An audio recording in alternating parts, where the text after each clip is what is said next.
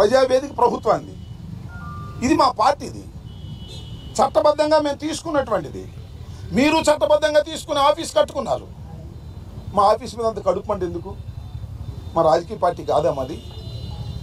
మా రాజకీయ కలాపాలు మేము చేసుకోలేమా? చేసుకోకూడదా?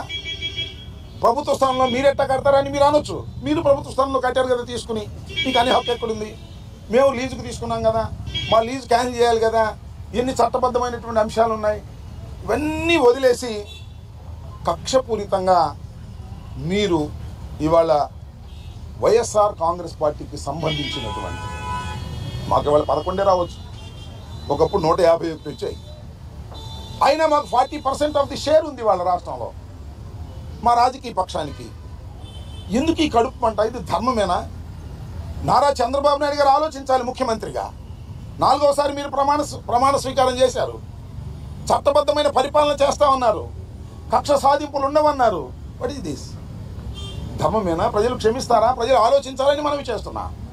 ప్రజలందరూ ఆలోచించవలసినటువంటి అవసరం ఏర్పడింది. ప్రభుత్వం అనాలైందండి వచ్చి 4వ తారీఖు రిజల్ట్స్ వచ్చాయి. ఎన్ని రోజులు అయింది? ఇప్పటికి 16 రోజులు 17 రోజులు అయింది. మీ మంత్రివర్గం ప్రమాణ స్వీకారం అయింది. శాఖలు కూడా పూర్తిగా అందరూ సెటిల్ కాలేదు. పోనీ మీరు ఇచ్చిన సూపర్ 6 సూపర్ 7 వాగ్దానాలు ఇంకా అమల్లోకి రాలేదు. వాగ్దానాలు అమలు రాకముందే, ప్రజా పరిపాలన చేయకముందే మీరు విధ్వంసానికి పాల్పడుతున్నారంటే దేనికి మీరు ప్రాముఖ్యత ఇస్తున్నారు? దేని గురించి మీరు ఆలోచన చేస్తున్నారు? ప్రజలు గమనించలేరా అని అడుగుతాను. ఇది ధర్మం కాదు, ఇది దుర్మార్గం. ఈ దుర్మార్గాన్ని ప్రజాస్వామ్యంలో ఏ రాజకీయ పక్షాలు క్షమించకూడదని మీ ద్వారా వారికి నేను విజ్ఞప్తి చేస్తున్నాను.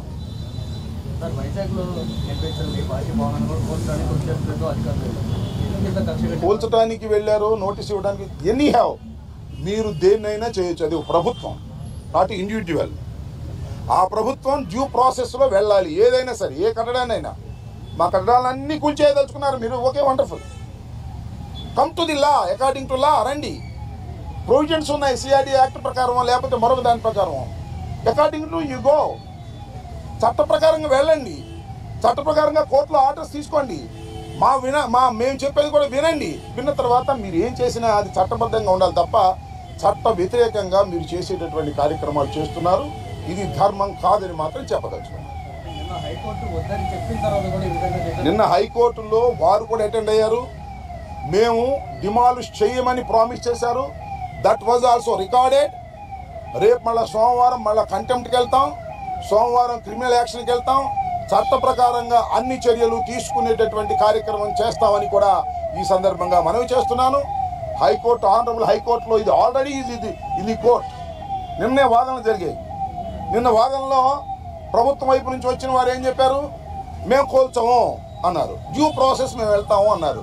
డ్యూ ప్రాసెస్ అంటే ఇది కాదు. ఖచ్చితంగా కన్ఫర్మేషన్ ఆర్డర్ ఇవ్వాలి, దానికి సమాధానం తీసుకోవాలి. ఆ తర్వాత మేము ట్రిబ్యునల్కి వెళ్తాం. మాకు ఛాయిస్ అన్నీ ఉన్నాయి. అన్ని ఛాయిస్లు ఎగ్జాస్ట్ అయిన తర్వాత యూ కెన్ డిమాలిష్.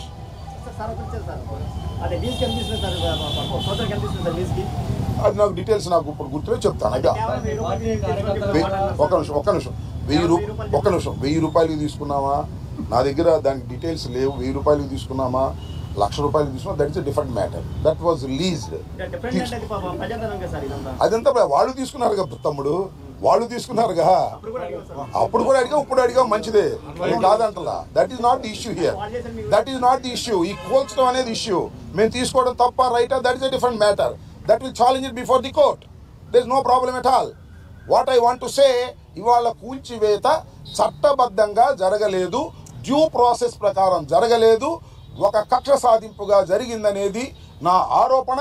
అవునో కాదో రాష్ట్ర ప్రజలు ఆలోచించండి. మేము ఓడిపోయి ఉన్నాం, 11 వచ్చాయి. Of course that is a different matter. ఒక్క విషయం నేను అవునే ఫ్లో అవునే బాగా చెబుతూ అడుగుతూ నీకు ఛాన్స్ ఇస్తాను. మేము ఇవాళ ఓడిపోయి ఉండొచ్చు, శాశ్వతం కాదు కదా. ఓటములన్నీ కూడా నడుస్తూ ఉంటాయి, గెలుస్తూ ఉంటాం, ఓడుతూ ఉంటాం. ఇది ఆగాయా నీకెందుకు ప్రైవేట్ బ్యాంక్, నన్ను అడుగా చెప్తాను. సో నేను ఇస్తాను నీకు టైం. సో ఇది ఉన్న వాస్తవం. కాబట్టి ఇది కక్ష సాధింపు చర్య అని మేము చెప్పదలుచుకున్నాం. మీరు అడగండి sir.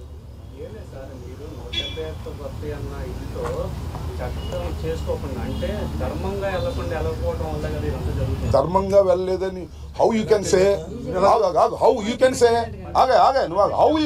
How you can say that will be in the కోర్టులో నేను చెప్పండి, కోర్టులో ఉంది.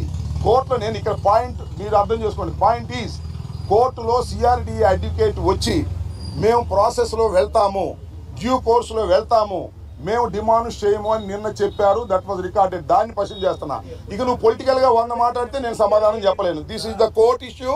డిమాలిష్ అనుమతి లేదని కోర్టులో చెప్పబ్బా, లేకపోతే నువ్వు కూల్చేసేటదు ఉందా లేదా కోర్టులో చెప్తాను. దానికి ఇవాళ కేసు ఆర్గ్యుమెంట్ ఇక్కడ కాదు కదా. This is not the court.